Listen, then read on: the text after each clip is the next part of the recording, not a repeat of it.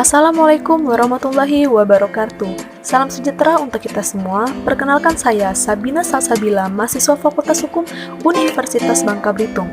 Baiklah, pada kesempatan kali ini kita akan membahas materi tentang kajian teoritis terhadap sistem peradilan pidana, yang mana materi ini terbagi ke beberapa subbagian, yaitu yang pertama ada upaya rasional dalam sistem peradilan pidana, yang kedua ada pendekatan sistem dan dalam sistem peradilan pidana, yang ketiga itu ada esensi peradilan cepat, sederhana, dan berbiaya ringan. Oke, untuk pembahasan yang pertama, kita masuk ke subbagian yang pertama, yaitu upaya rasional dalam sistem peradilan pidana. Sistem peradilan pidana pertama-tama ditandai oleh adanya penerapan pendekatan administrasi di sepanjang proses peradilan pidana. Sistem peradilan pidana selanjutnya dilihat sebagai suatu hasil interaksi antara peraturan perundang-undangan, praktek administrasi, dan sikap atau tingkah laku sosial. Pengertian sistem ini mengandung implikasi suatu proses interaksi yang dipersiapkan secara rasional dengan cara efisien untuk memberikan hasil tertentu dengan segala keterbatasannya.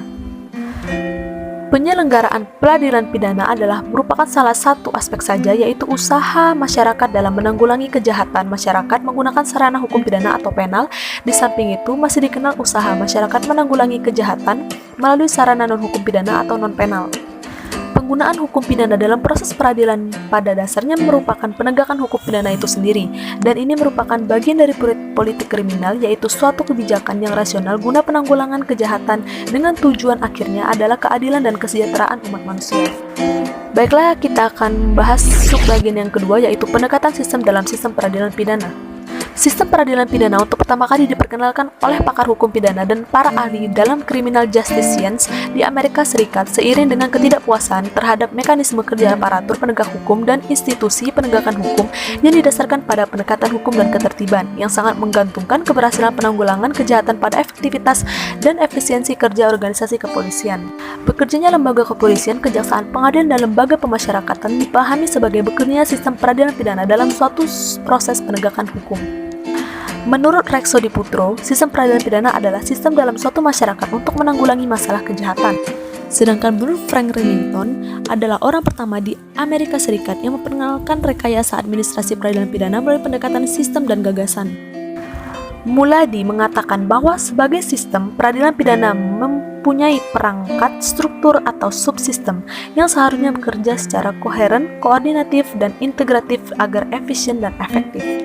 Sebagai sarana penanggulangan kejahatan dengan pendekatan sistem peradilan pidana memiliki tujuan, yaitu pertama, mencegah masyarakat menjadi korban kejahatan, yang kedua, menyelesaikan kasus kejahatan yang terjadi sehingga masyarakat puas bahwa keadilan telah ditegakkan dan yang bersalah dipidana, yang ketiga, mengusahakan agar mereka yang pernah melakukan kejahatan tidak mengulangi lagi kejahatannya. Pendekatan sistem dalam sistem peradilan pidana memiliki ciri-ciri sebagai berikut. Yang pertama, titik berat pada koordinasi dan sinkronisasi komponen peradilan pidana, yaitu kepolisian, kejaksaan, pengadilan, lembaga pemasyarakatan, dan advokat. Yang kedua, pengawasan dan pengendalian penggunaan kekuasaan adalah komponen peradilan pidana. Yang ketiga, efektivitas sistem penanggulangan kejahatan lebih utama dari efisiensi penyelesaian perkara. Yang keempat, penggunaan hukum sebagai instrumen untuk memantapkan the administration of justice. Menurut Romli Atmasasmita, sistem peradilan pidana dapat dilihat dari berbagai macam pendekatan, antara lain yang pertama ada pendekatan normatif, yang kedua ada pendekatan manajemen, dan yang ketiga ada pendekatan sosial. Nah, yang sekarang kita akan masuk ke subbab yang ketiga, yaitu esensi peradilan cepat, sederhana, dan berbiaya ringan. Proses peradilan pidana di Indonesia menggunakan asas-asas hukum yang diatur dalam Undang-Undang Nomor 8 Tahun 1981 tentang Kitab Undang-Undang Hukum Acara Pidana atau KUHAP. Asas-asas tersebut antara lain, yang pertama ada peradilan sederhana, cepat, dan biaya ringan, yang kedua praduga tidak bersalah, yang ketiga asas oportunitas, yang keempat pemeriksaan pengadilan terbuka untuk umum, yang kelima semua orang diperlakukan sama di hadapan hukum, yang keenam peradilan hukum dilakukan oleh hakim karena kejabatannya dan tetap, yang ketujuh tersangka atau terdakwa berhak mendapatkan bantuan hukum, yang kedelapan asas akuisator, dan yang kesembilan yaitu pemeriksaan hakim yang langsung dan lisan.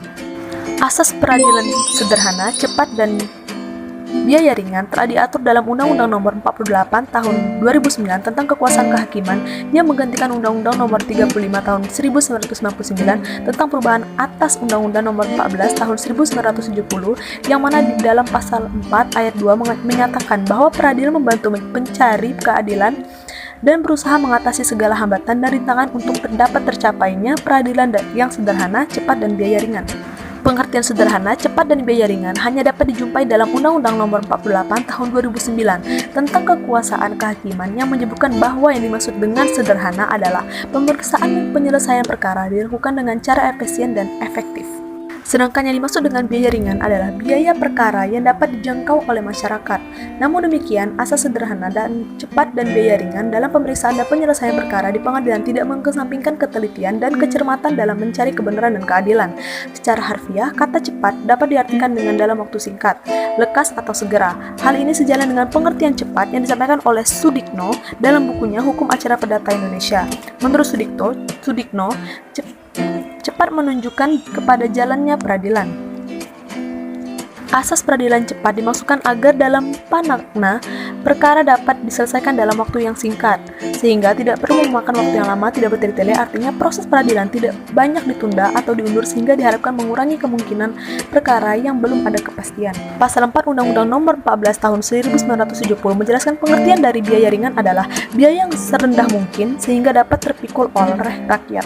Yang dituntut terhadap hakim dalam mengimplementasikan asas sederhana, cepat, dan biaya ringan adalah 1.